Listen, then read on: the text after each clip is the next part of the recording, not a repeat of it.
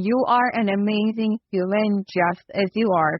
Whoever is listening, you are an incredible human being. You are worthy of everything that you want in your life. And go make your 3-year-old proud today.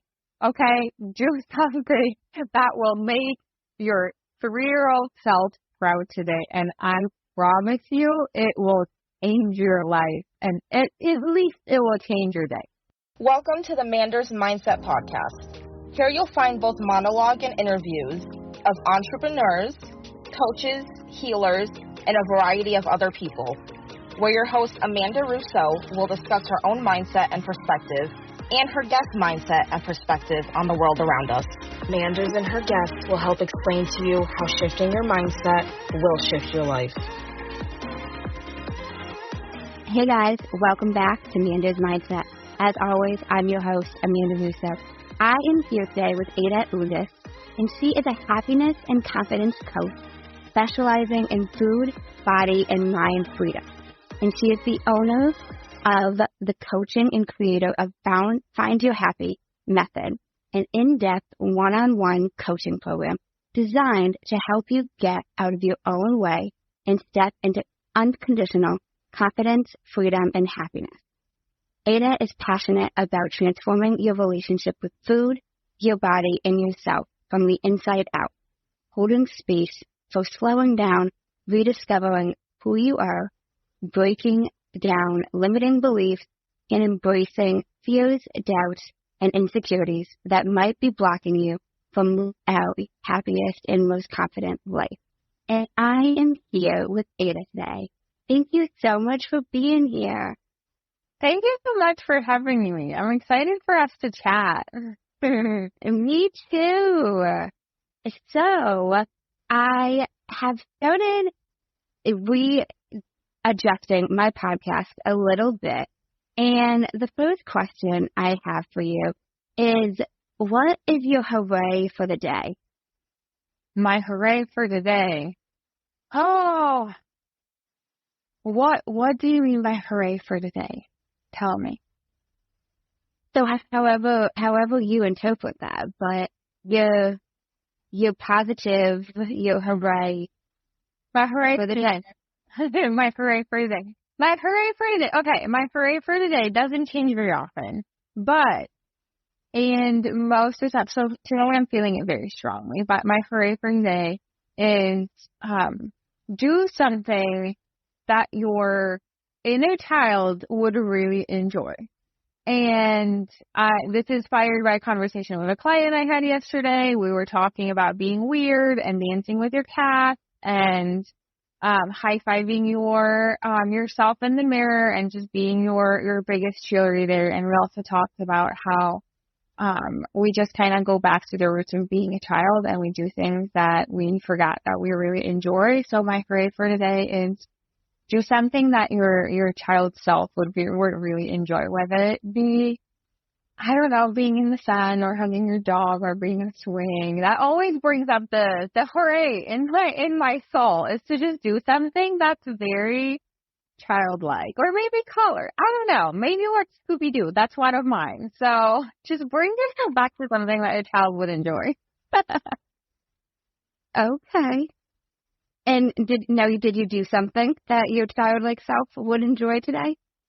Well, funnily enough, I found a Harry Potter choker and it just made my whole day today. I was like, I didn't know where it was. I kind of was rearranging things and I found a Harry Potter choker and I was like, you know what? I'll put it on. And it made my soul very happy, which is something I've been working to wear. So besides my normal walk with the dogs, I think that was my hooray for the day, was putting on a choker and just vibing with it. Okay. I love that. So, who would you say Ada is at the core? A child. No. I mean, yeah, sort of.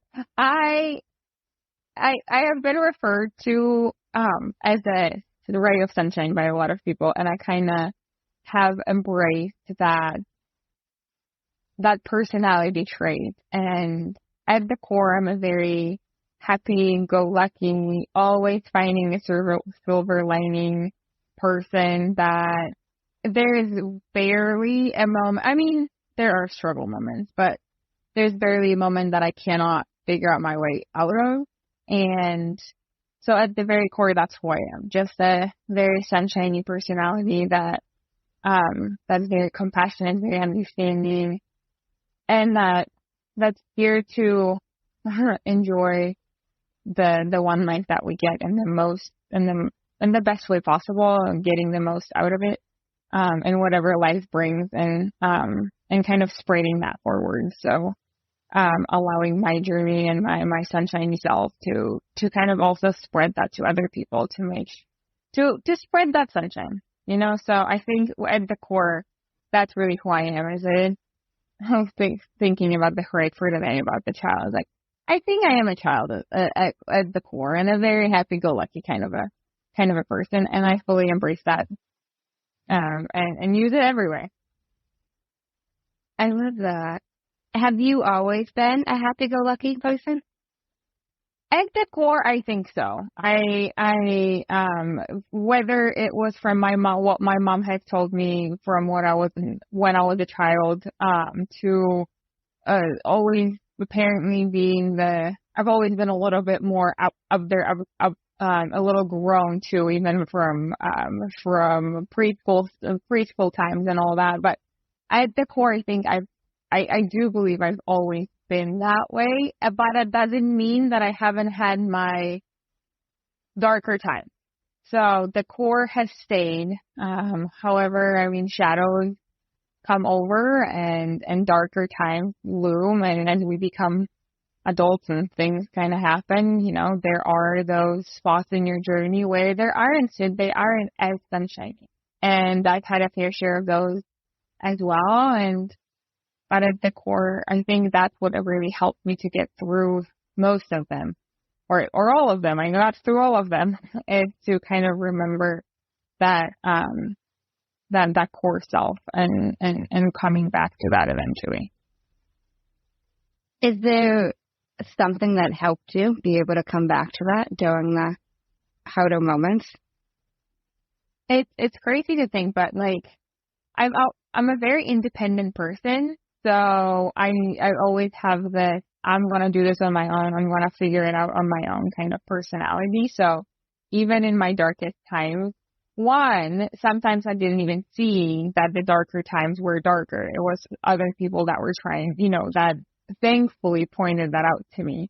And I also had this, this thing that's like, I'm going to figure this out on my own. And I think that perseverance, whether or not we call it, being a more adulty or child, or like we grew up too fast. But I think that attitude of, I know there's something better, I know this is not necessarily myself, helped me a lot to I think it was my heightened awareness of who I am and who I'm not, and who I was trying to be, helped me realize that the harder moments were not myself.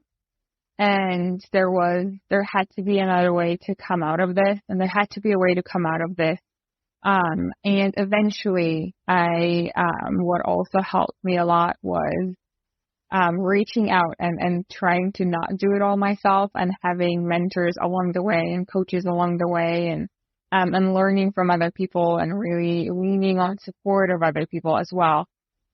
So everything from, having the heightened awareness, but also having the strength to say, I don't want to prolong this darker time. I don't want to prolong this shadow. I know this is not me, and I'm going to do everything I can to kind of get myself on the other side. Okay. It's interesting to me how you compared the perseverance mindset to like growing up too quickly. Yeah. And it was a realization that I had through all of the Instagram accounts, when you start following the therapist, the psychologist, that's like, oh, so everybody told you that you're so mature for your age, and apparently that just means you grew up too quick. And it's to a point. I mean, I can't speak for my childhood because I did have a very good childhood. And I think, there were some instances where I have helped, for example, my mom to get through some harder times without even realizing that. And that could have also, propelled some growing up to do. I always heard stories from my kindergarten that even when I was in a little group, I always helped the teachers instead of helping instead of playing with the kids. So I'm not sure what contributed to all of that. Potentially some things that my mom was going through at the time. But at the same time, I know from a teenage self perspective, I left home when I was 16, so I moved to the States when I turned 17 here, so it was right before my 17th birthday. And that was supposed to be a year exchange. It turned into me being here 14 years later. So I had to really figure out a lot of things by myself, and my family's still back home. So there was a moment of rapid growing up. For at that point of okay, I'm not home anymore. I gotta figure that out.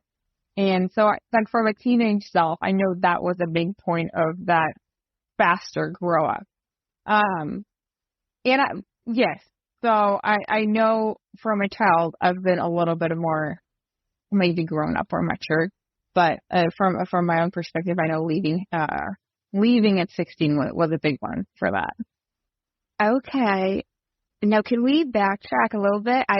I'd into your childhood a little bit and how you led up to leaving at 16, where you grew up, and any of that you're comfortable with? Yeah. Oh, for sure. Yeah, no problem. So I'm originally from Poland. Born, raised, had no intentions of leaving ever. And it just, everything kind of happened. Yeah, everything just kind of happened on a whim, so to speak. So I had an opportunity to sign up for, it was sort of like a contest, but it was we had a sister school in the States, and they kind of gave an opportunity to one person from my high school. So we had to go through some interviews and all of that. And I didn't even tell my parents. I didn't want to do it initially. I didn't even tell my parents that I'm signing up for that possibility. And it just, like I said, it was not an intention. I looked into the whole thing initially. I figured that's not for me. And then all of a sudden on a whim, just kind of signed up, had the interview. They said, oh, so you're going to the States for 10 months. I was like, that was going to be an interesting conversation with my mom to have. So it was, again, everything was on the whim. I never, when I was, I never had the big dream. Some kids have the big dreams. I'm going to leave this country. I'm going to, go to the big United States or wherever, right? Some people from here want to go to Europe. I've never had that. I didn't know who I wanted to be when I grew up for a long time. I would even say up until 5 years ago. So there was never a linear path that I wanted to take. I just kind of took the opportunities as they arose, and well, here we are. I love that. Wow. So. Wow. And you didn't even tell your parents. That is so something I would do. So, I was like, yeah, to call my mom. I was like, I'm so that thing I mentioned that I'm not gonna do. Well, I kind of did. So no, you were 16 at the time. Oh, yeah. Okay. And how did your mom react to this? Both parents very supportive. So I never had any. It was really hard for both of them. I also have a younger sister, so that was incredibly difficult for her. So, and I know they had gone through their own kind of processing of me being, thousands of miles away from home for the very first time in my life. I went for trips with school, but that was about it. That was, went from a homebody to out there somewhere. So, but from the very beginning, I had all the support. All the family support when it comes to every decision I made, because like I said, it was supposed to be 10 months. Then I had got a scholarship to college on a whim. And that was a year, then it was 4 years, and now here we are. So, very grateful for all the support. They never blocked me. They never, suggested that I don't do it or try to, scare me into, all the possibilities. But I also recognize that it was also a shock to just one thing. It's not a possibility anymore. She's actually doing it. So now we got to figure it out because she's leaving in like 4 months. So. No, you said you got a scholarship to college. I did. Yeah. With that, where is the scholarship? Where's the scholarship to? I'm not sure if you're familiar. I moved to Minnesota. There's a there's a private school, the University of St. Thomas, and at the time they had a Polish heritage. There was a Polish Heritage Foundation. Everything had its own freaking divine timing. I swear, like that foundation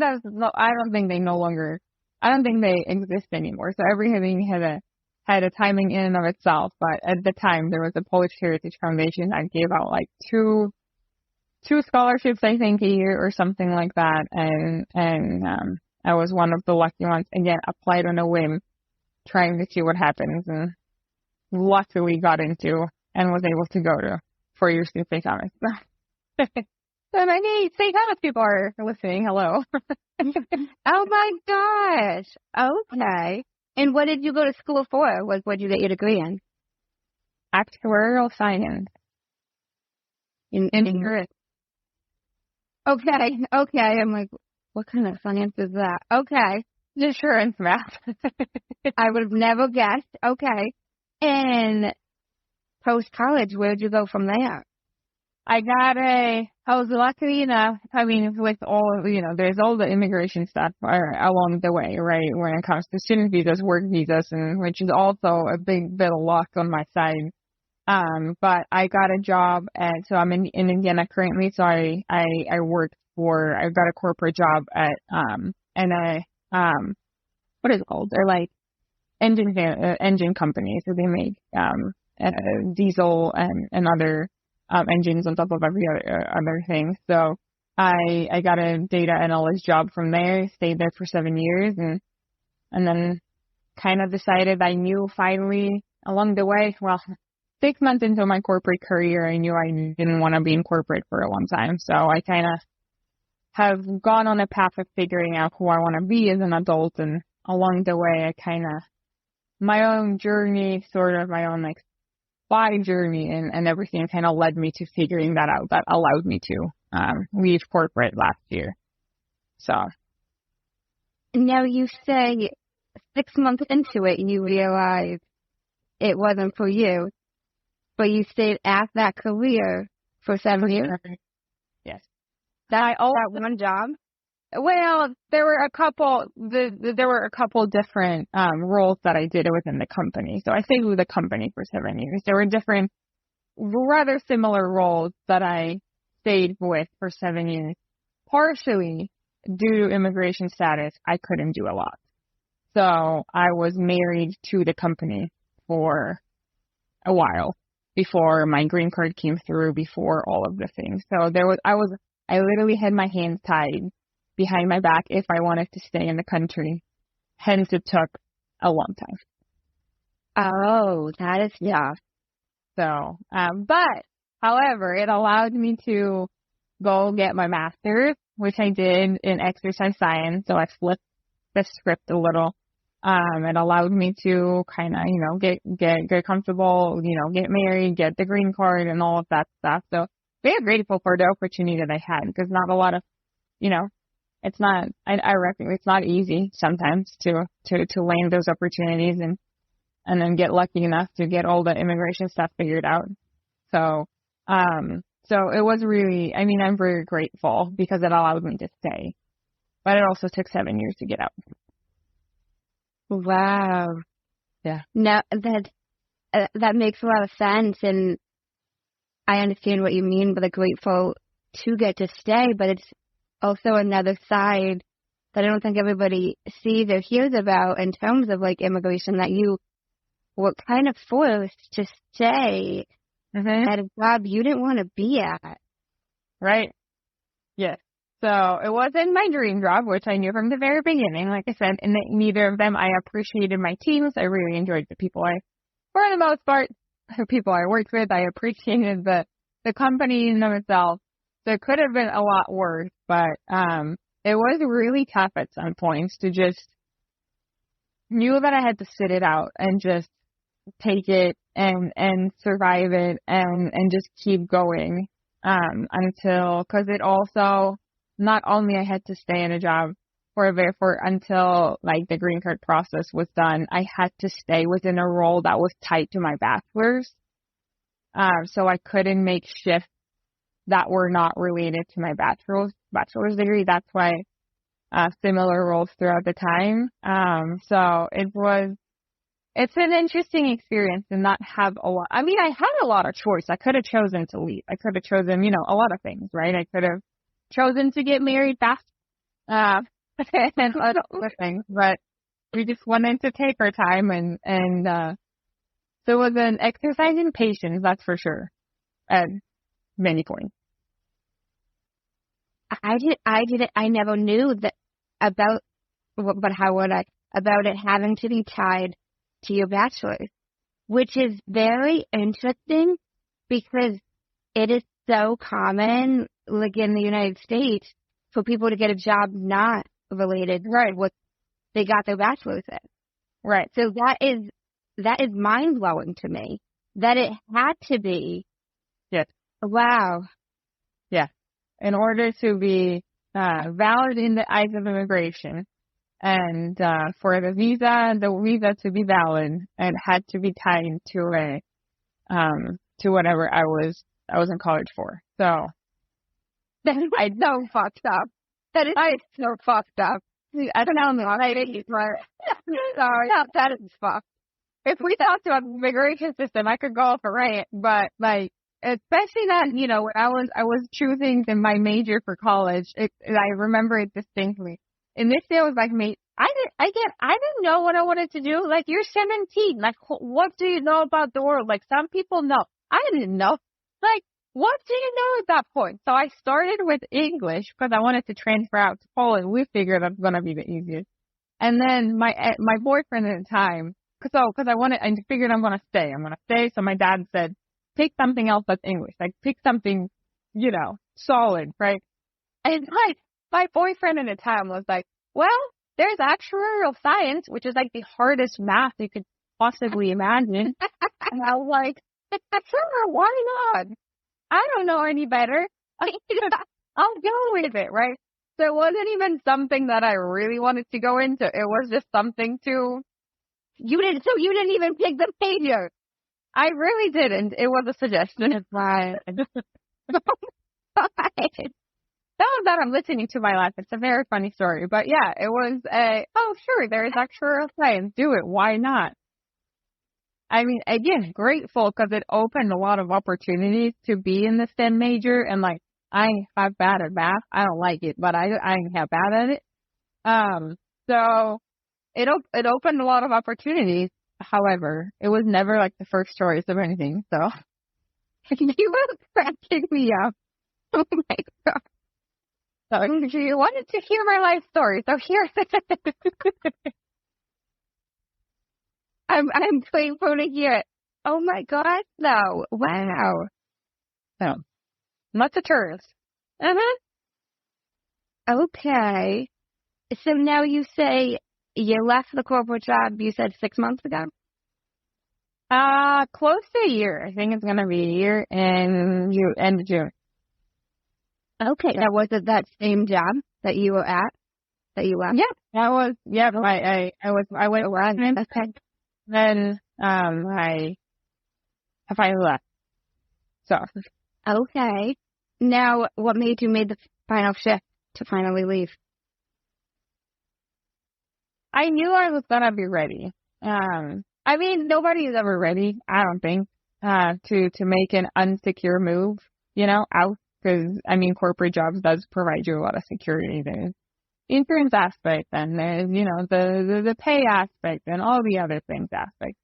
But, I mean, I was tired for 6 years, and I was just trying to figure out how to get out. And I was at the point with my coaching where it wasn't like, I was at a point with my coaching where it wasn't a full-time thing just yet, but I also had saved up everything that I could from that and when I was coaching for 2 years that I felt, or we both, with my husband, we felt like now or never, like just now feels like a good time. There were other there were other external circumstances that they also kind of had made the decision for me, not in a way of fired, but also in a way like they planned for me to leave eventually. So it was just kind of, I don't know, aligned itself, and I figured I'm not gonna fight it, and we'll just see what happens, and I can always change my mind. So, and so we went with it. Okay. I love how you said you could always change your mind, because I think so many people have such a hard time making a decision thinking it's this end all be all, which even if worst case scenario, for whatever reason you felt you needed to go back, it's not like you could never, or you couldn't find a different corporate job doing the same thing. If you needed to, if you wanted to, if whatever. Like, it's not, you're not stuck. Exactly. And I mean, I won't lie. So we're 15 weeks pregnant, which was a little bit of a surprise to us, which, you know, that kind of happened at the time that it was meant to happen. However, it was like, oh, it's happening now. Okay. So, you know, in this position, like, we have talked about me potentially going back because, you know, there is the health insurance aspect of, you know, being self-employed and all that, and all the other helpful aspects of a more secure job. So we have talked about it, and I thought it's going to feel very threatening. But it really doesn't. Like, there's part of me that is kind of also okay with exploring that idea while not abandoning my what I do, of course, because I wholeheartedly know that I love what I do, and I love my clients, and I love coaching. And at the same time, finding something that's a little, you know, takes a little less pressure also feels like a good move, especially in this current situation. So everything's fluid, right? And everything's fluid. We're never stuck, and there's always, and this is they're in my core, right? They're in my core coming out. Like, there's always something to figure out, and life has shown me that it has a way of it figuring itself out in the best way scenario. So whatever happens, whatever is meant to happen, it will happen, and we'll just go with it. Preach. I love all that. I love all that. There's always a way to figure it out. And I love how you said everything's fluid. I completely agree. Yeah. Completely agree. So, how did you first get into coaching? That's my favorite question. Because it's my favorite story. I mean, my story is funny, as we heard, but yeah. So that's my favorite story to tell, because it's really mine to the core, and those were the choices that I made, and I grew in it. And again, I didn't know who I wanted to be when I grew up for a very long time, until I went through my own weight loss journey. Woo! And, you know, innocent enough, you know, you start your corporate job, you have a lot of freedom, you kind of don't know what to do with yourself, so you eat a lot and explore a lot and not exercise a lot, because, you know, there's freedom. And so eventually I went on a very innocent weight loss journey to just kind of feel better in my body, which resulted in feeling that's my shadow part, my tough journey, my dark journey, my dark spot in my times. Because while I, you know, lost the weight, got the goals, like, you know, reached everything that you could possibly imagine, that I wanted to reach at that moment, it also opened up the box of my own self-worth tanking. So you'd think, you get in a body that's socially acceptable. That's what I like to call it. And you get in a body that's even socially celebrated, right? And you'd think it would skyrocket your confidence. For me, it opened up the wide box of everything related to self-worth. So the insecurities became sky high.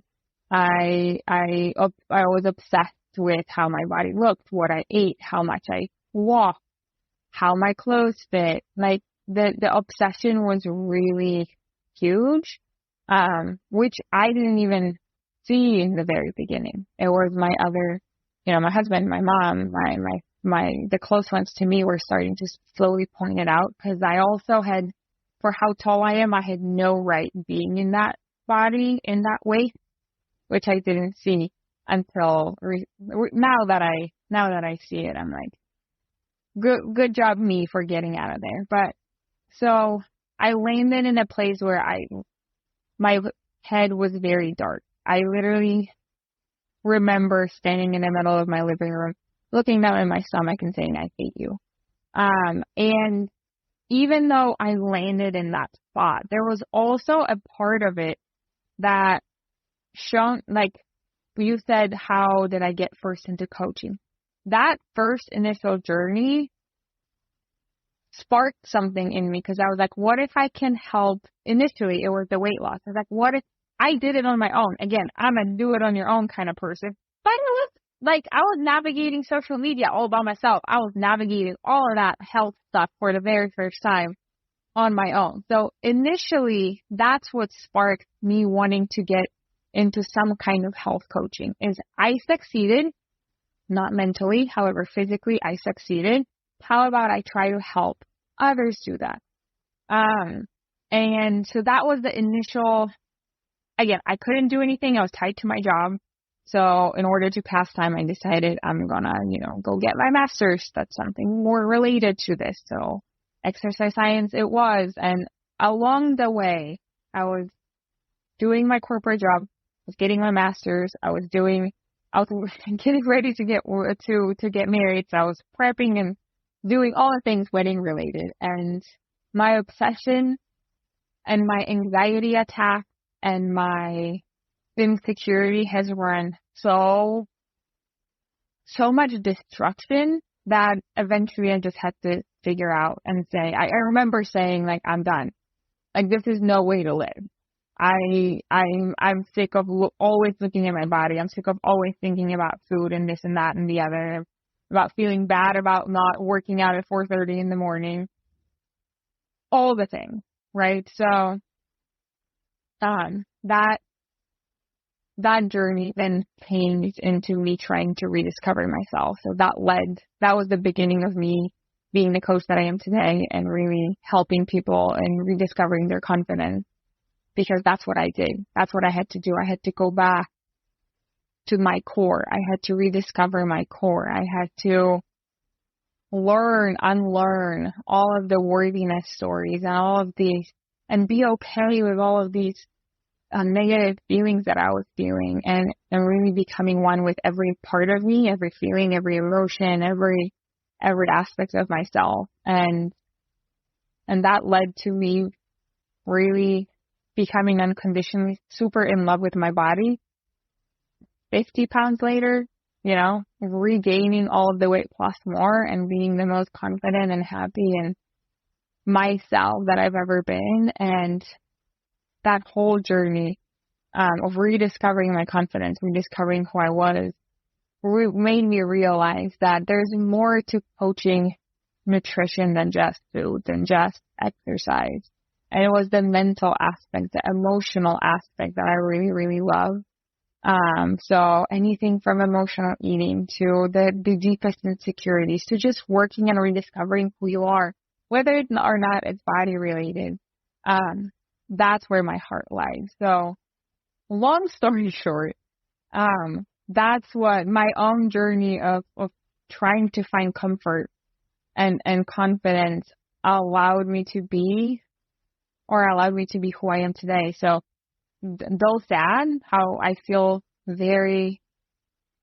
I have a lot of compassion for myself back then for going through what I went through and getting into a hole like that. I also am very grateful for being strong enough to get out of it and be able to live the life that I live now and help people that I help now.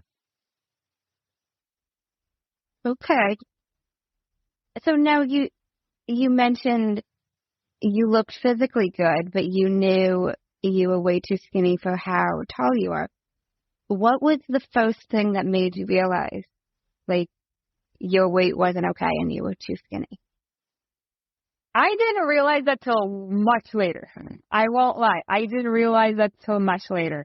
It was after I regained a solid amount of weight, I looked back and I was like, I looked back at my old photos and I realized, I was like, I look frail. I thought I looked great. But my face was sunken. Everything, I was tiny. And I didn't realize that at the time. So as I was on my, regaining and healing and letting go journey, I didn't even know I wasn't supposed to be at that weight. I thought I was just becoming okay with my body regulating to a higher weight.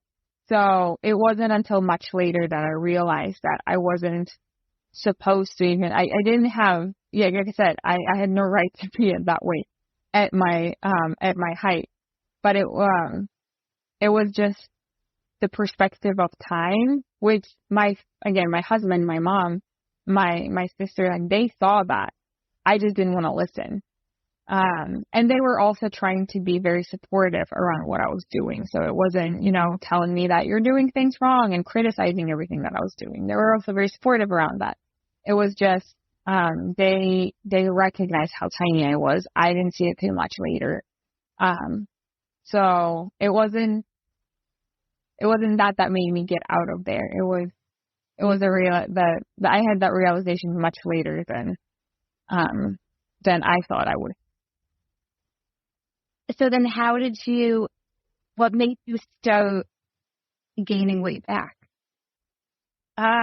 Initially, so at first, it was, again, I was working, 40 hours a week. I was doing my master's online and I was prepping for a wedding.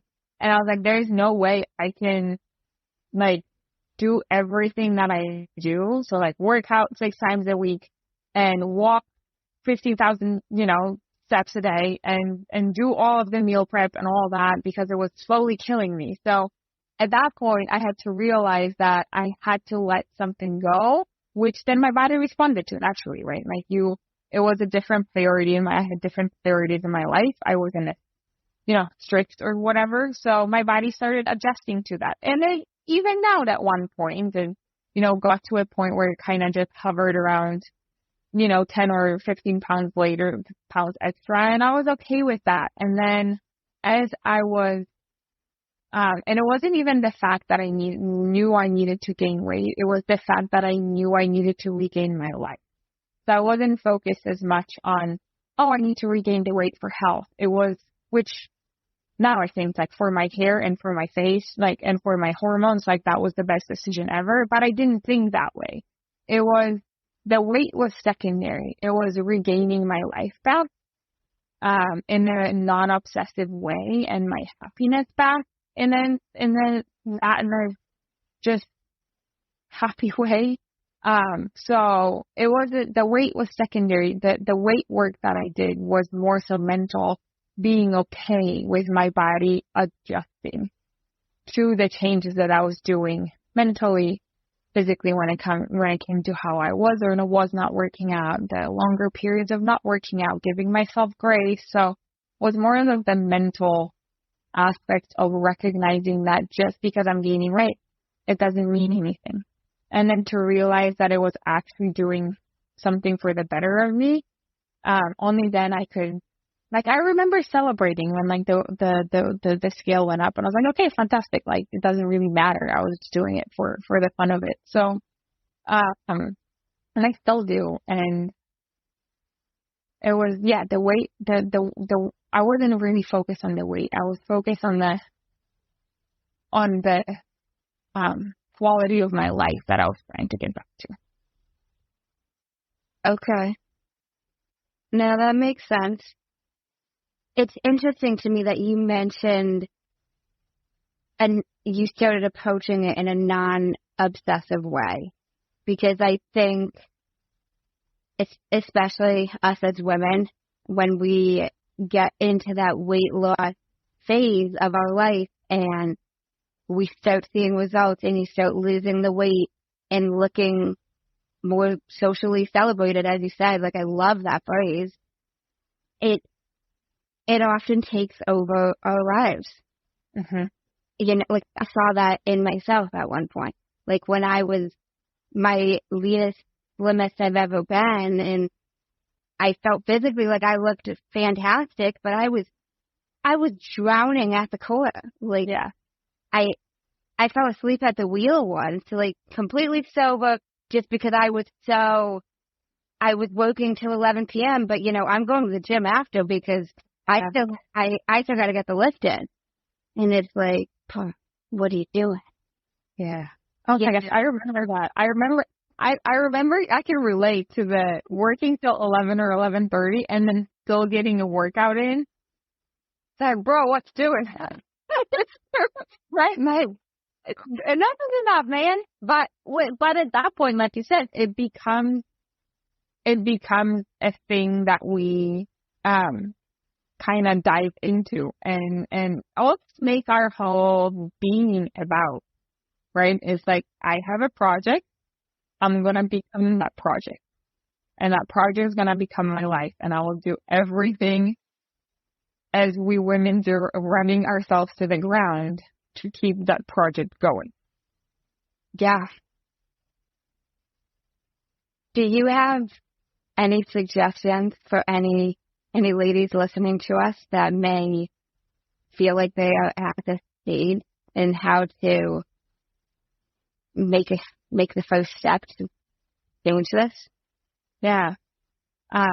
Very good question. And if you are someone that's listening to this, and you feel, and maybe you feel in a way that maybe we did where it was, I'm tired and I'm recognizing that it's a lot, and you're recognizing that it is too much. It's becoming too much, and you just don't know how to get out of it. So first, I want to hearts out to you, because it is scary as fudge to change that, because all of a sudden it almost feels like you have to abandon who you are at that point, abandon the working out you and the healthy you and the always eating salad you, and all of a sudden, you know, all of your friends know you by what you're doing. So, and you're like, I don't want to be that person anymore, but I don't know how to change that because everybody knows me by being that. And so hearts out to you, because I know it's hard and I know it's hard to make that decision. But if you are someone that like you feel like it's too much, my first suggestion is to talk to someone about it. Like someone that you trust, maybe your best friend, maybe you have a supportive husband, maybe there's you can post anonymously online. I see those posts all the time in various like women's support groups or whatever, where there are anonymous posts even saying like, hey, this is how I feel. Has anyone gone through this? So that you can recognize that you're not alone, because it can feel very alone. Because it almost feels like our whole purpose on this earth, especially as women, is to work on our bodies all the time and work on ourselves all the time. And it might feel very lonesome to go against the grain of that. So if you reach out and share your story and ask if someone has been in your shoes, that can be really powerful. Just saying like, hey, this is what I'm thinking. Has anyone gone through that? So that you feel like you're not alone. And maybe you're in a position where you can, another thing that I would do is branch out on social media.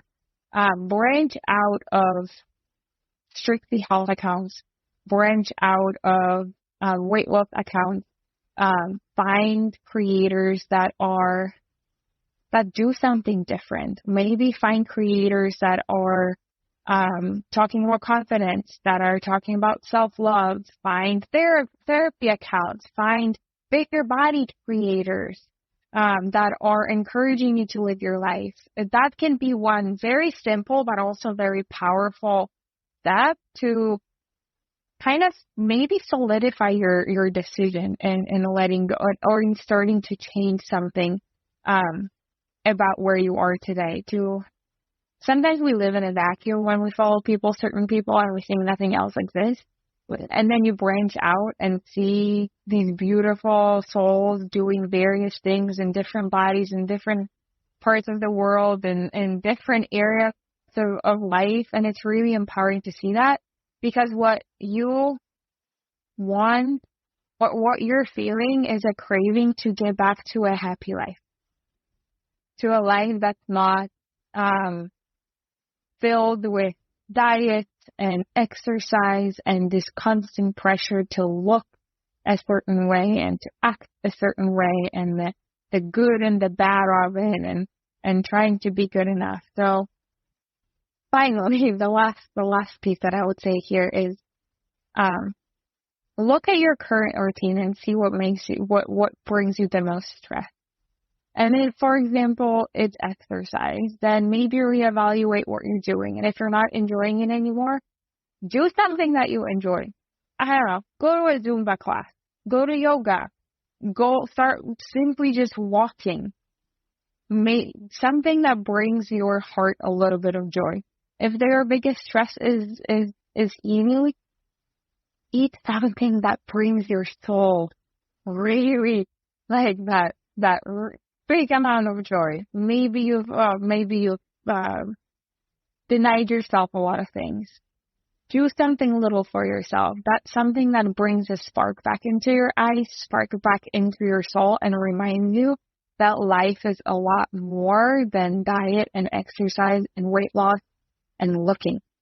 Because when we're focusing on looking, we're forgetting to be experiencing the light.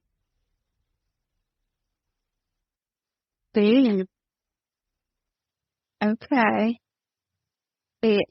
I love how you mentioned how it's difficult because of everybody seeing us as a certain thing, identifying in a certain hat. And I think that is key for any type of habit, behavior, mindset, whatever type of change you are looking to do, is understanding that you're going to be changing an identity. And that in and of itself is just, there's some difficulty with it because we are seen by society, and with how publicly viewed society is today, it's more difficult to change that identity, and I love how you emphasize that. Yeah, it's a big, and I see that, I mean, it's women and men included, but I see that a lot in all of my clients, because we take on what we do in order to find our worth in it, right? Because from a very young age, we're conditioned that our worth lies in what we do, how we do it, and who we are, sort of. So we look for things that allow us to feel a little better about ourselves, and weight loss and eating and exercising is one of them. It's a very powerful one of them, right? Where we identify with how we eat, we identify with what we do, we identify with how we exercise. So I mean, we see that a lot in, for example, the CrossFit communities. They're identified as that one sort of lifting, and if branching out feels really difficult, or if you're the keto girl, or if you're the salad girl, or if you're the sober, or whatever, anything. There's so many hats that we get validation from, that in order to change that, right? Because it doesn't really make us happy, because that validation is not really genuine. It's not it, because that validation is to a persona that we created, not us truly. So that validation isn't really giving you what you want in your soul. And at the same time, it's really hard to drop that and change, because if I change, then what will my friends say? What will my family say? Will I lose people in my life? Who's going to judge me? So there's a big recognition of how hard that journey is to break through and break out, because the initial steps are terrifying. Because you might be losing people or being judged, or, people will see you in a different light. And it doesn't diminish the fact that, and I just had that conversation. This is exactly what one of my clients, we just started working together. But that's literally what we're working on, is she's lived a curated version of herself for 30 years. And now she's dropping the mask, and it's terrifying, because of everybody got used to that curated mask, that 1% personality, that identification that she had. And now she wants to live as herself. So, we're having conversation about that being very scary. Mm-hmm. No, it's so true. But I think you made a great point about reaching out to somebody, whether it's someone in your life, your friend, your spouse, your parent, whoever that person is for you, or even anonymously posting about it, just getting that out to realize that you're not the only person going through this. Like, we all struggle with this at some point likely in our lives, because even like you mentioned earlier, we're fluid and things change, and identities change, and just think about so many people within your own life, like even outside of yourself, because sometimes it's hard to see with ourselves, but people they maybe once had this career, or once were really passionate about this hobby, and then suddenly they pivoted, and now they do this. So many different instances of it, but it's recognizing it's going to be challenging, getting the support from it, but knowing we'll do it. We'll go through it, Yeah. And if you don't have anyone close to you that's supportive, there will be strangers online that have gone through that and will support you. That is so true. That is true.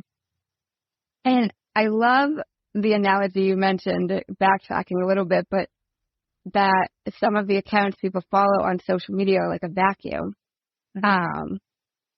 And I think that's so true. Like, if you are noticing just feeling more stuck or less joy, like paying attention, like what are you consuming on social media?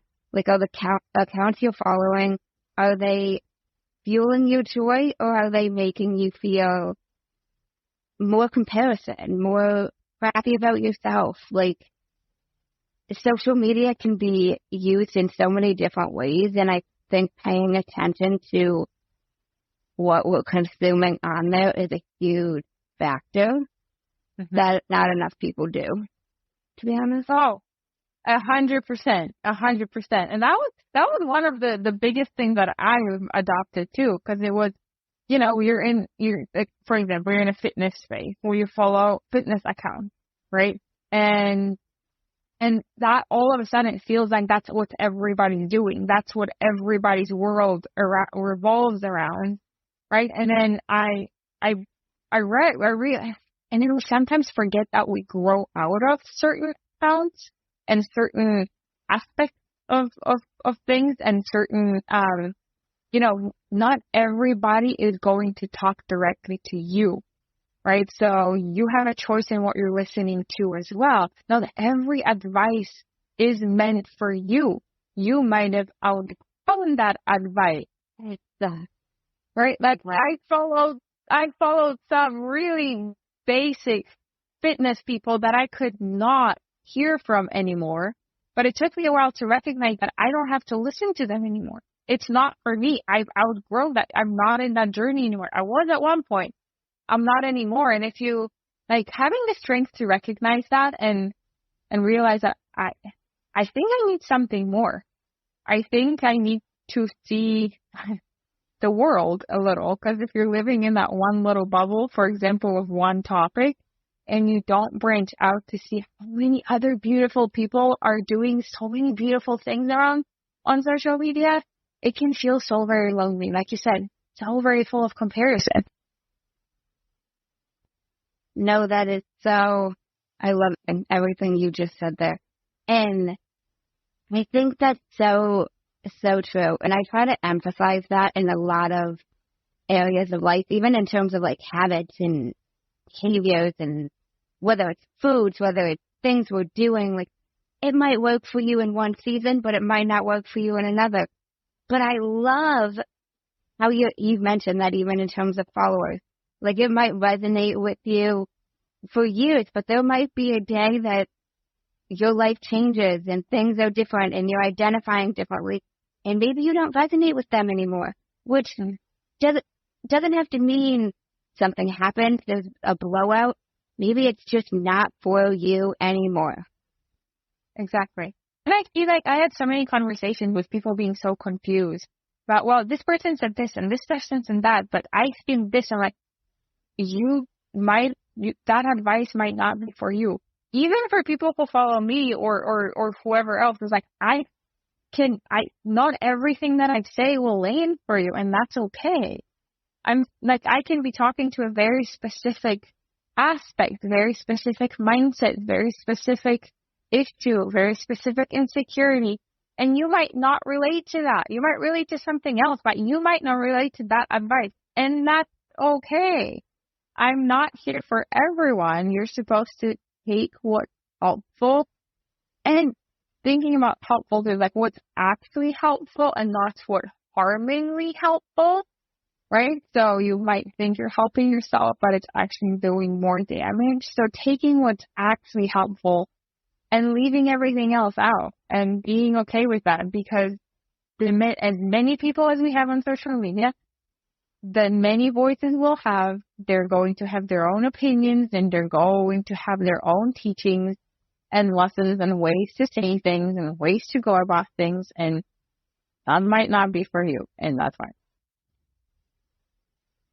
No, I completely agree. I say all the time, like, I'm not for everybody, but I love how you mentioned not everything you say, like, resonate for you, but something else I say might not, and that's okay. Maybe that's not for you. Like, take what works and leave the rest. One of my best friends has a podcast that's a little controversial, and he shares some differing of opinions, but he always says, like, you don't agree with what I have to say, shut it off. Don't listen to that. Like, you got the freedom. You don't have to hear. You don't have to hear and listen to what I'm saying. You don't want to hear me. You don't want to see my rant. There's an unfollow button. Click it. It's simple, Exactly. Shut it off. Exactly. Some people have a hard time scrolling by, but that's the daily entertainment for you. But exactly. Like, if you don't like it, then don't take it. That's fine. If you want to have a constructive conversation about it, sure. If you just simply want to do things for fun, then please scroll. So, no, I agree. Now, you mentioned taking what's helpful, but not what's harmfully helpful. What do you mean by that? So, and this is where this requires a little bit of awareness and then being a little bit on that journey already, because sometimes, and I'm going to relate that to the diet, or the fitness space, because a lot of advice can seem helpful.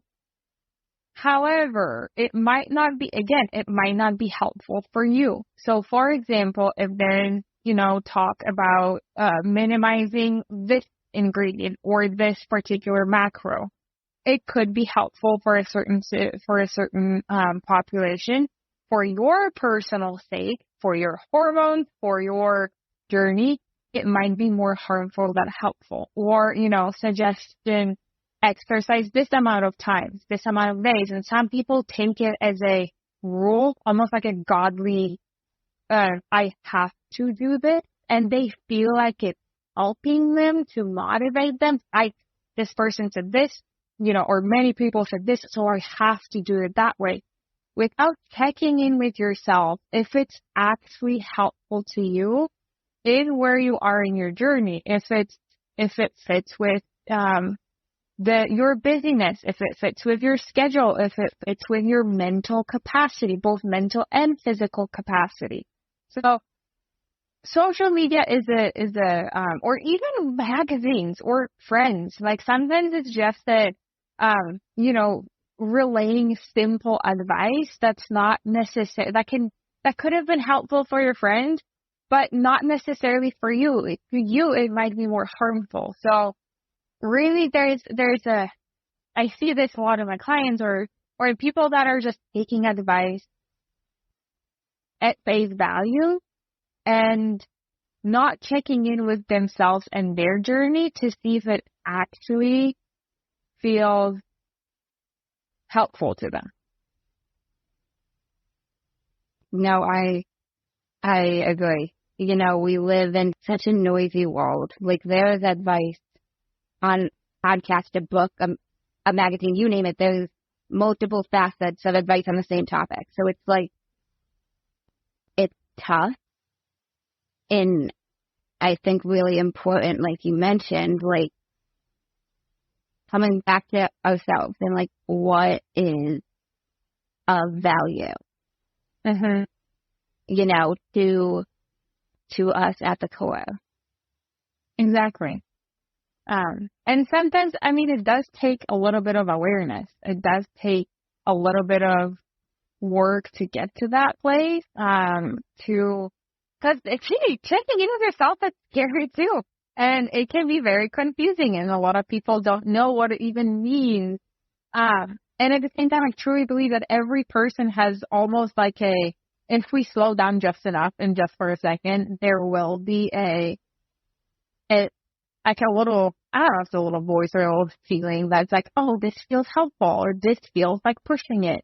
There's some internal and innate knowing that what I'm reading is what I'm reading responding to me, is what I'm reading stressing me out, is what I'm reading, there is that innate reaction that we have, that inherent something that gives us that's the checking in for ourselves. But in the world of absorbing information, it's really, we forget to just slow down with it.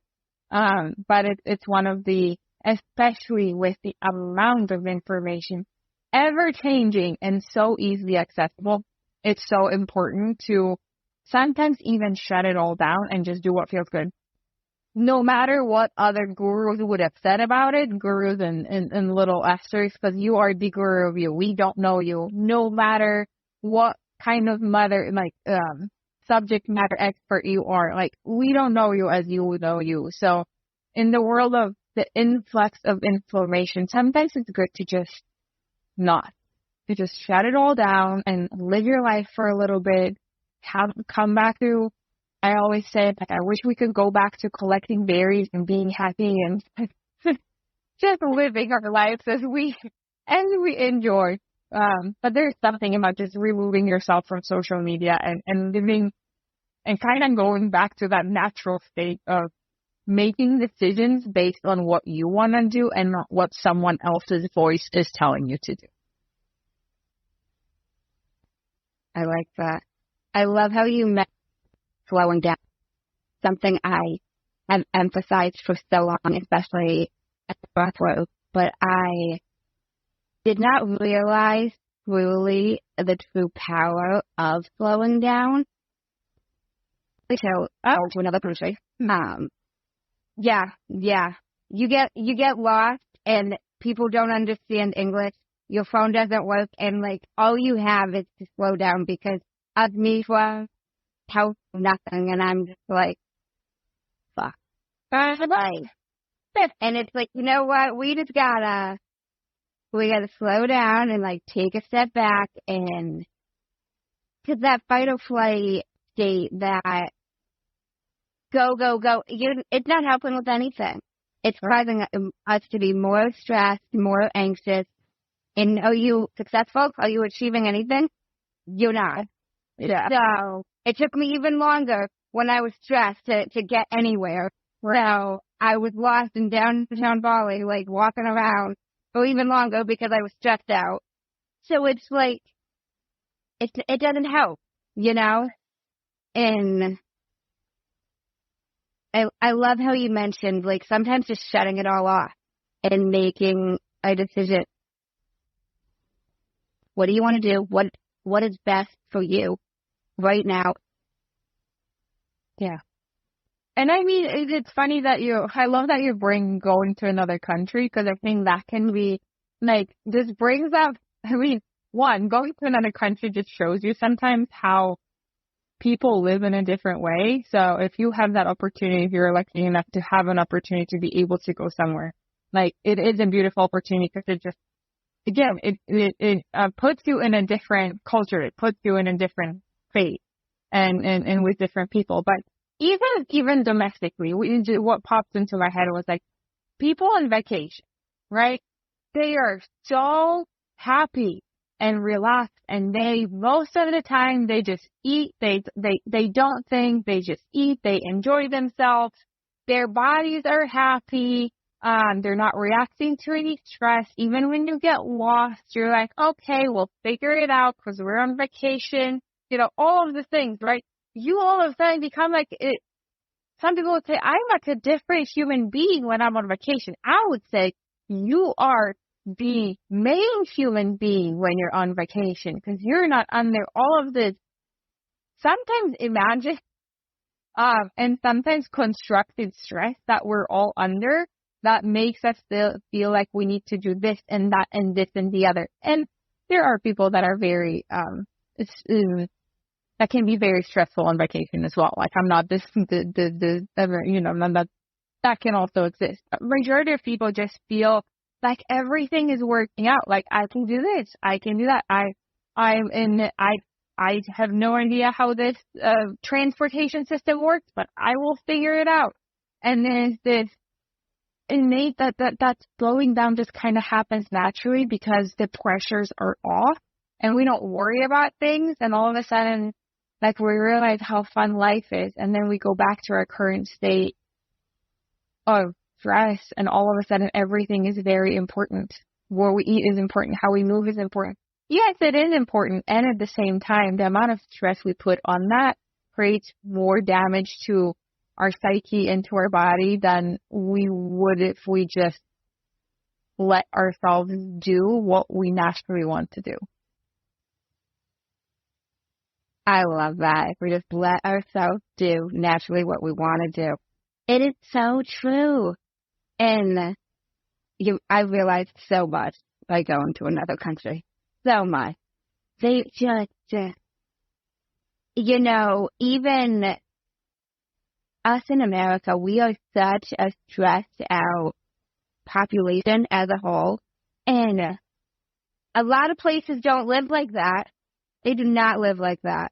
And it was mind-blowing to me. I was in the car, and one of the women I was in the car with, like, from America, and she asked our driver, like, do you get in arguments with your family often? And he was like, we don't argue. And she's like, what do you mean you don't argue? And he's like, we live in peace. And she was like, so you don't fight with, like, your siblings or your wife? And he's like, no, we live in peace. And it was so simple. They live in peace. It's not, oh, go, go, go. Like, I was up early morning, like 5 a.m. ready for some coffee, and, like, everybody's sleeping. They have no sense of, like, time. Yeah. Chill. It's always, no sense of urgency. None. No. Yeah. Yeah. It's just, and there's more, like, even outside of, like, the tourists, like, which I know I was, even the people living there had so much more of a sense of peace. You could tell, like, they're not paying attention to other people. They're not, clothes and material things don't matter. Like, they've got themselves and they're good. The basics. They've got a roof over their head, they've got their family, and they're set. And it's just wild. It is wild. Yeah. And like I said, if you are in a position to just go somewhere that life slows down. I mean, for me, back when I was in Europe, like going to Greece was just then going to Florida, basically. So, but the life there is almost exactly what you're describing. And there's no set time. There's no rush. If I come over, I come over. If I don't, I don't. Like, why rush? Why worry about things? And, some would say, well, look at their economy. That's why they're doing so bad. But I'm like, but people are happy. I'm not going to get into the economy conversation, all that. It's just the point of, if we could just, and that's my goal in life, is to help people come back to their inherent state of happiness, where yes, we're going to have stresses in life, and yes, we're going to have all these pressures, and this constant time chase and chase culture is not going to end probably anytime soon. But if the more people realize that there is happiness despite all of that and outside all of that, and it just exists, and you can go back to it and create it and multiply it and live it really easily outside of the chasing and the hustle and the rushness, I think the more impact there's going to be. But the more happy people, the better the world's going to be at one point, at least, even in the smallest world, even in your family world, or even in your little world of just you and your pet. Just coming back to that sense of happiness and being okay with who you are, and knowing and being confident that what you do and how you live your life is the good way to do it. I love that. And I love how you mentioned happiness despite of it all. And I think that was something I witnessed firsthand. It didn't matter what these people had. Even some of the drivers, some of the cars were not that high of quality, and they were just so appreciative. You give them the smallest amount of tip, and I had multiple people try to give it back to me, and I'm like, yeah, it's fine, and to me, it's like nothing, and they're over the moon. Just realizing happiness is within. It's not like this material thing that you'll be happy when you have X. You'll be happy when you achieve this, when you go here, right now, Yeah, exactly. I love how you said that. Happiness is an internal job. Again, from a very young age, we're sold on this idea that we have to do X, Y, and Z in order to be happy, or in order to be loved, or in order to be worthy. And it's coming back to that, circling back to the very beginning of the conversation, right? It's coming back to that child self, to the 3-year-old self that thinks the world of themselves and is the happiest in a puddle with a worm in their hand and dirty clothes and someone to give them a hug. And that's it. That's as simple as possible. They don't have the concept. 3-year-olds barely have the concept of insecurity or of judgment or of anything. They just live their life in the way that they want to live their life, and no one can tell them otherwise.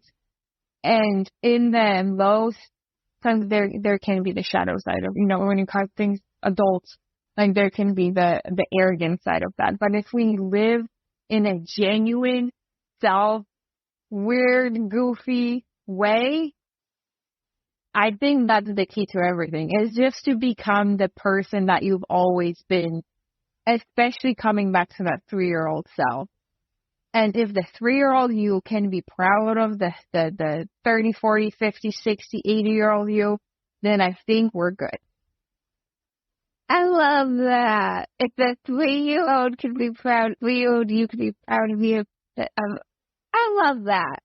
I love that. I can't even said that out loud, and I love that too. I was like, let's make our 3-year-old selves proud. I love that. Oh my gosh. Okay. Love that so much. That is so true. Now, I want to backtrack just a tad bit, touching upon if anybody's feeling overwhelmed, like what you suggest they do. And you mentioned their routines and what is causing them. And I think that is a really great step. Regardless of what you are overwhelmed with in life, like sitting yourself down and figuring out what is causing the most friction, I think will help whether you are with parenting, whether it's a career shift, whether it's your new business, what's causing the most stress, and I love how you mentioned that, because I think everybody wants to change so many big things. All the things, check all the boxes, but it's like... Exactly. I love that you said that, because, and that's one of the biggest things that worked for me and also worked for all of the people that I work with and that have worked with, is there's a fear about reducing, right? Because again, everything is tied to the hustle and the doing more and whatever. And we pile ourselves with all of these things. And we think that, or we believe that if we let go of something, then we're going to be less than, then it's going to be worse, that we're going to feel not good enough. And 100% of the time, when you take the courageous step to let go of something or to relax on something, it creates more space in your mind. It creates more space in your body. It creates more calmness in your entire nervous system, because we're all running on nervous systems being overheated at this point and not knowing what's up or what's down and just barely surviving and hanging on there. So, and I remember I was in a panel once, and someone said, what's your biggest tip for self-care? And I said, sometimes we think, or we buy into this story, that we need to add things. Self-care means we need to add things. We need to do bath. We need to do massage. We need to do breathing. We need to do journaling. Blah, blah, blah, blah, blah. But the biggest piece of advice I had for that was to remove things first, to create space, for you to recognize what you need first, right? Starting with the things that stress you out the most, because if it brings stress, it's not the way to go. If there's friction, if you're white knuckling something, that's not the way to go for you. It's not working for you. So removing that, or letting go of that, or pausing that even. If letting go feels scary, pause that for a minute, for a day or two, and just see what happens and how much space it's going to bring, because in that space, you'll be able to recognize what is it that you actually either need or want to be doing. Because sometimes we work on things that other people want us, or we think we should be working on, and we add things on without realizing that we actually don't want them. That is true.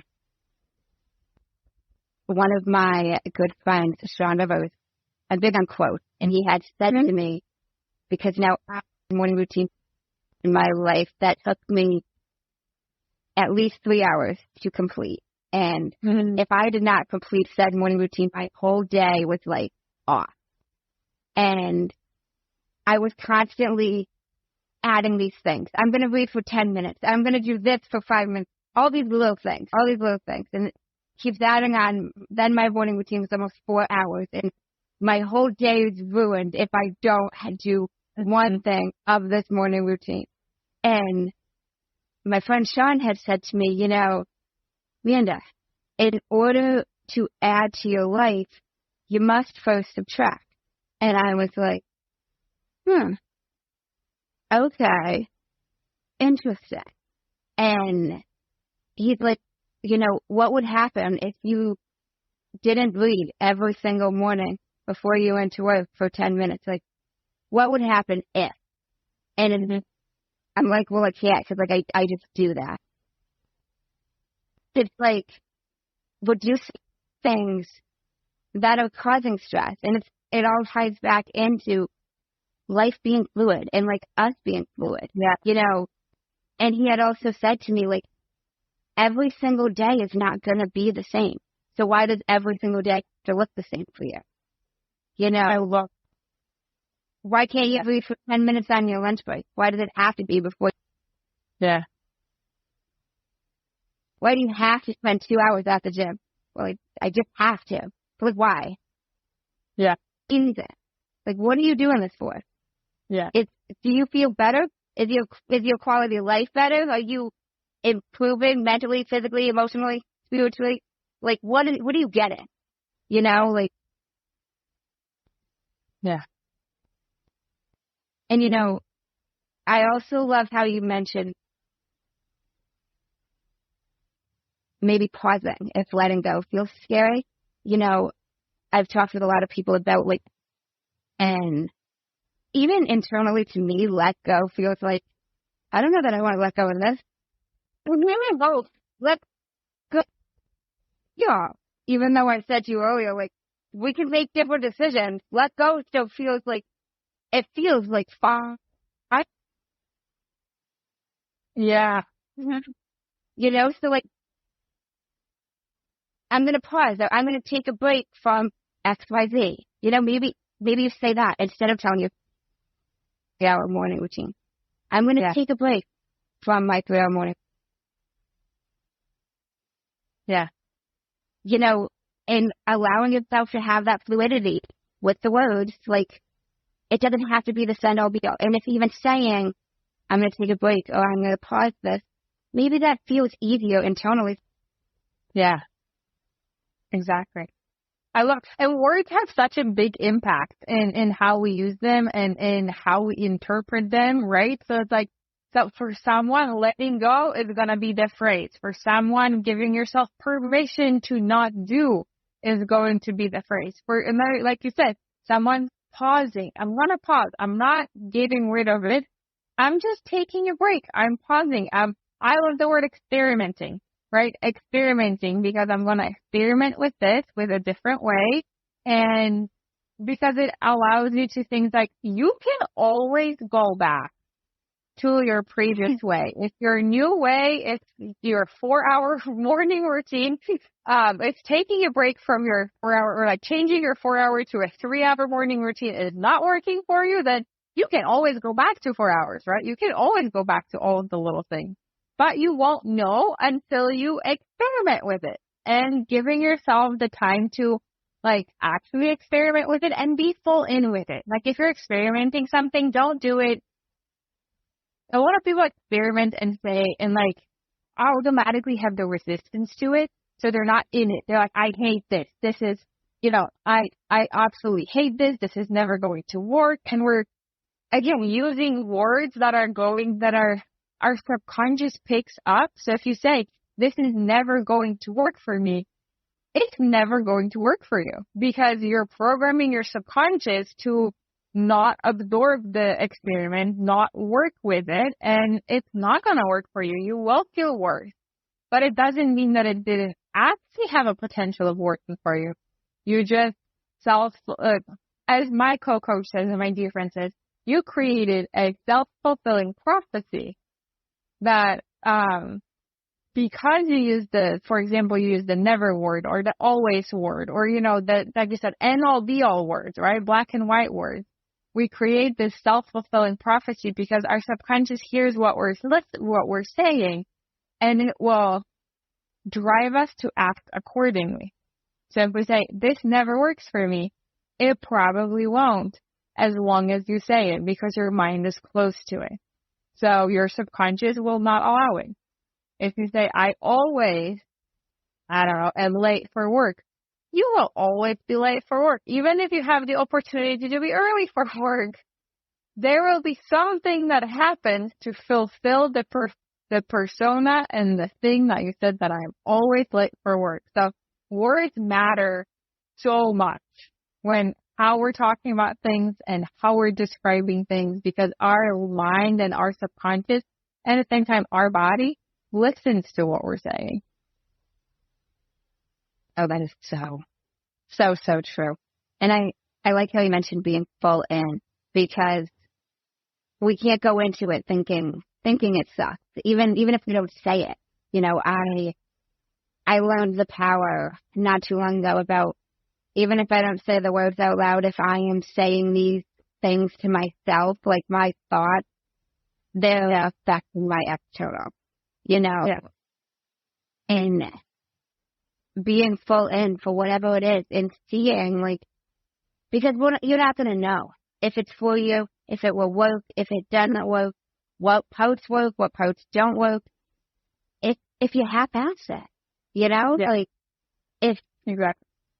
if you don't go full for it, you know. And I love how you mentioned the feeling clear of the end-all be-all words, because it's true. Our subconscious, like, it affects really everything, you know, in the external state as well. Mm-hmm. Yeah, exactly. So just it all comes down to awareness of how we're saying things, what we're open to. Because I won't lie, I sometimes say, for example, oh, this is going to suck. But at the same time, it's not permeating my soul. It's just an expression of this is going to suck, but I'm open to doing it, right? So there's the openness to experiment while recognizing the initial suckness of it, because if you're changing something, it's going to suck for a while. So it's not going to be rainbows and butterflies all the time. But there is an aspect of being open. So just, you know, being aware of how we're saying things and what we're almost signing our name off of to and under, right? And it just, that's why I always say that's how you're describing yourself, is the I am statement. I am always work for work. I am a morning person. I am a picky eater. I am this. I am that. I am the other. They have a big power in how you do things. Like you said, I love what you said, is they affect the external. Yeah. No, they do. And I like how you mentioned awareness and how sometimes it still comes up. Certain things like, oh, this is going to suck. And, you know, I don't think it's avoiding positivity. And I had that at one point in my life. But it's being aware and, okay, yeah, you have this thought, but you're also not letting it take over your whole internal or external state. It's a feeling, and you let it pass. Yeah. Yeah, exactly. I love that you said that. And going back to your question of, you know, I described myself as a, you know, always a sunshiny person that finds the positive in everything. And again, it's not my journey, the one that I, you know, talked about earlier. That's what you mentioned was the one of the other biggest learning ever, was that yes, I can be positive, and I have an ease of finding the silver lining. And at the same time, it's not that we don't want to be stuck in that always positive way, but the befriending and being okay with the entire emotional wheel and not being scared of any of the emotions that arise, but rather being familiar and getting to know them and being, you know, just there for them has been one of the biggest things. And I think that really, being familiar and being okay with all of your human experience is one of the biggest has one of the biggest impacts when it comes to living a happier and less stressful life, because you're not walking around on eggshells around your own feelings. I like that, being okay with all of the human experience. Okay. Was there something in your life that helped you be okay with all of the human experience? Honestly, that was a learning that I took on a year-long mentorship with a previous psychotherapist, and in all of her learnings, like that was one of the biggest, which I knew, I think, from the very beginning. Like I knew from, a long time ago. She just put it into a learning and into words, and now I kind of absorb that into what I do as well. But it was, again, the word of kindness is one of my favorite things, because it's not that you don't have to be complacent. You're not, giving up. It's just that simple. Okay, this is happening. Okay, I'm sad. Okay, I'm insecure. Okay, I'm mad. What can I learn from this? What is this feeling trying to tell me? How can I get myself to know myself better through this experience? Because it's the feelings that we avoid that can teach us the most about ourselves. And I think between that really solidified, or kind of put the dots and the dots on the I's and crossing the T's, or whatever the saying is, on my own journey, is to, like, everything's fine. Like I can, like, embracing all of the insecurities, especially around my body and all of the voices, in your mind, and trying to just not blindly follow it or escape from it, but rather just, what does that teach me about me? What does that teach me about my previous experience? And kind of listen to yourself and be there for yourself instead of constantly trying to run away from that. So big thanks to my mentor for that, for sure. Oh, wow. That's amazing. Okay. I like how you mentioned kindness. I like that. I like that word. Okay. I'm just okay. Okay. Now, I'd love to touch upon how you developed Find Your Happy with the name. Yeah. Very, as my life is a random story, but also not so random. When I was talking about my journey, there was a point where I said, that's it, I'm done. I don't want to feel this way anymore. There has to be a way to not feel this insecure and this obsessive and whatever. I remember making a post on social media with a random hashtag, Find Your Happy. And, because that was the journey that I was embarking. I was like, where the heck is my happy? Right? Like, yes, we create your own happiness. Maybe the finding isn't the perfect word, but it stuck.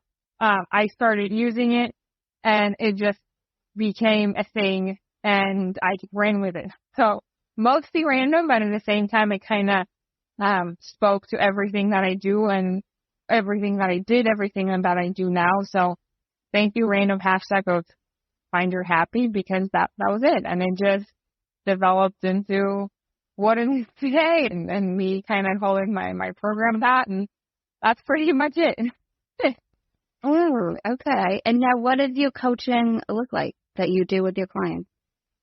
So various different ways. So I, under my own umbrella of the Find Your Happy method, so that the main program that I do, that's the in-depth one-to-one coaching. So I work in a not just mindset, not just action change, not just behavior change, but largely a lot of emotional work, a lot of somatic work, a lot of subconscious reprogramming, in order to, I tend to attract a lot of people that have an overthinking mind, a busy mind, and are not very familiar with their own selves. And like I said, escape their emotions and their experiences. And so, doing just mindset work wouldn't do them any good. So in the program, again, I work individually to what you're working with and what you're struggling with. I've worked with body image. I've worked with emotional eating. I've worked with post-divorce finding yourself. Depends on, it's all about finding who you are and finding your own happy in that sense through, maybe not unlearning. That's not what it is. It's through actually getting to know yourself on a deeper level and developing that okayness, right? Because in that okayness, there is a lot of space. So that's what I do again, very in-depth, very, incredible master's program because you're mastering yourself. So, it's involved, it requires you to be all in, but it's my favorite thing in the world. So that's my main offering. I also do a small group coaching program that's all about confidence called Confident You. And it's a really short, really small cohort. I usually run it a few times a year. And I also do co-coach for someone in the nutrition space. So specifically nutrition coaching and just mindset coaching in a little smaller scale. So I kept my roots of nutrition coaching, but also expanded into my true calling of really discovering or rebuilding and coming back to that inherent confidence that we all have. Okay. So now, is there a nutrition aspect of your coaching with your one-on-one clients? Yes, then definitely. I mean, it depends on, we build the journey to you. So, nutrition to me is nutrition and exercise, for example, is a very, it's that first level, aspect. So it's the surface level aspect that gives us the opportunity to go deeper. So depending on what your journey is, depending on what amount of support you need. So within, especially within the one-to-one coaching, that we build the journey to you. So whether you want support in nutritional and mindset, I mean, for everybody that wants additional nutritional coaching, rarely ever does it stop there. It most often goes into something. It's an open door. It's the door that we open and we discover something else. So, and then 100% of the time with my one-to-one clients, the nutrition goes to the side and we focus on the other things while the nutrition resolves itself. So it really depends on what you want and what you need and what you want to focus on, and we tailor the journey to the things that you want to accomplish. Okay, that makes sense. No, that's awesome. And when did you start taking on clients? How long ago was that? Let me think. End of 2019, I do believe. So I was kind of coaching unofficially here and there before then. Just again, into the constraints of going back to the immigration side of things, I couldn't do anything officially. But end of 2019 was where, I really started taking on, clients and then through, COVID and all that. So everything is online. So I mostly work with online clients. I've had even local people work with me online. So, cause it's the ease of things. So, we're coming up on 5 years almost. So, if you ask my mom, I've been coaching for since I was little, but officially, between various, nutrition coaching plus my own program, it's been almost 5 years. So, exciting. That's awesome. But what's been your favorite part about coaching?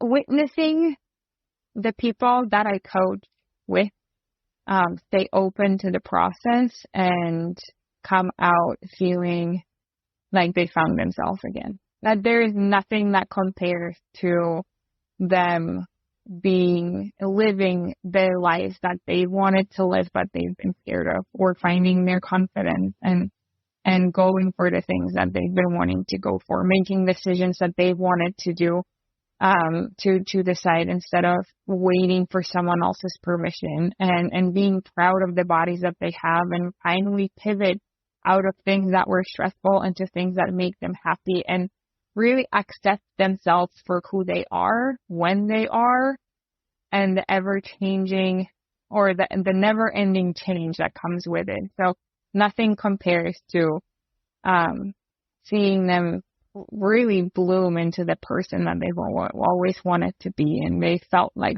they were coming out of a very scared, hidden, insecure, stuck phase to I'm living my life and no one can tell me otherwise.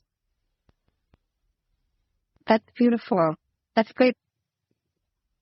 Have you heard of a man named Jay Shetty? I have, yes. So he has a podcast, and he ends his podcast with 2 segments, and I started incorporating them on my podcast. And the first one is called The Many Sides to Us. There's 5 questions that spread 1 word each. 5, okay, 1 word each, okay. Number 1, what is 1 word someone who is meeting you for the first time would use to describe you? Sunshine. Okay. What is 1 word someone who knows you extremely well would use to describe you?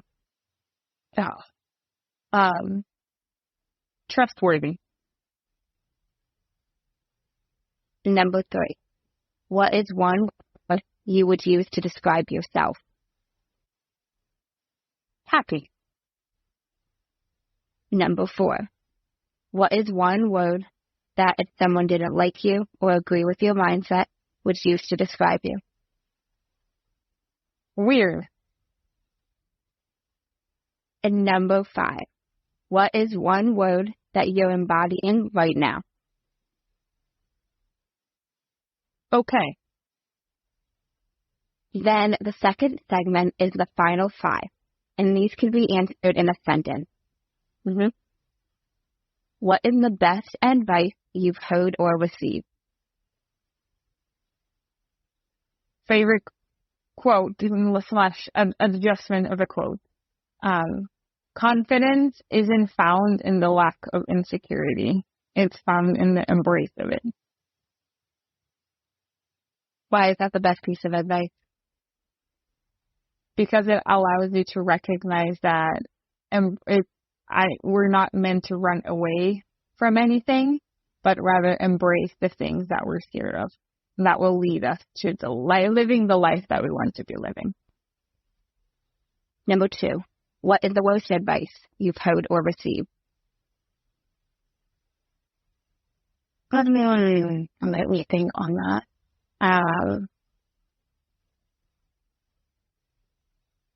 If you want something, or if you want something and it's not happening, you're just not working hard enough.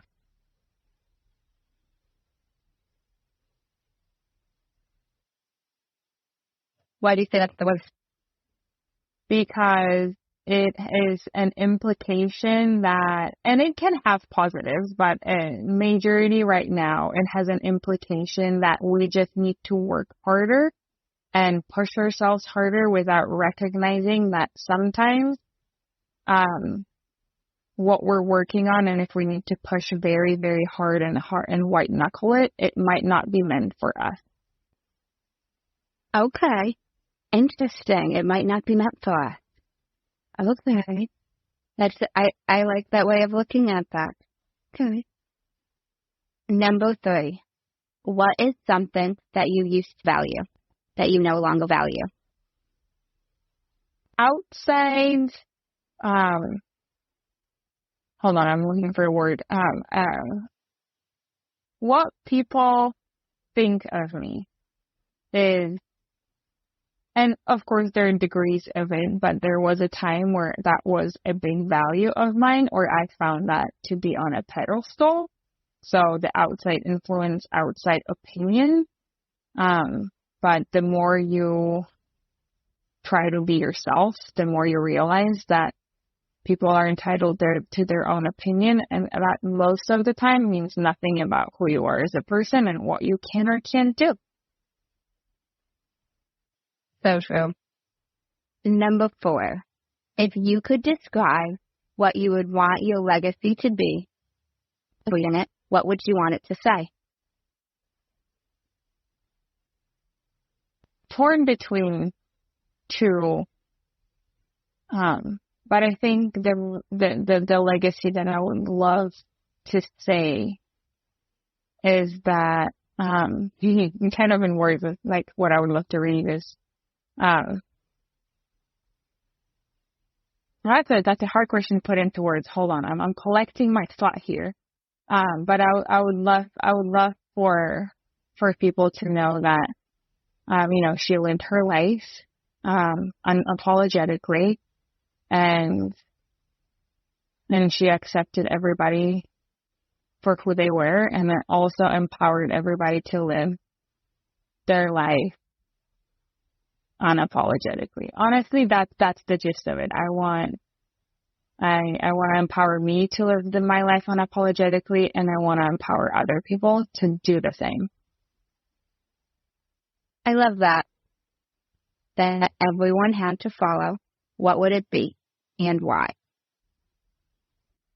Oh, there's rules for everybody to follow. Oh my goodness. Okay. Do one thing every day that truly makes your soul happy. And I think that if we can do that, if we can find one thing in a day as simple as looking at the sun, hearing the birds, I don't know, maybe you look standing in the rain, picking up words, going back to your 3-year-old self. If we can do one thing that really truly makes you happy every single day, it can have an immense power in kind of reclaiming your life and in remembering that there's more to everything than work, motherhood, parenthood, wifehood, whatever. That there are those little moments that you get to enjoy your life as you're walking through it. I love that. That's beautiful. Now, I do have one more question for you. Can you share with us the resources that you utilize consistently to remain successful?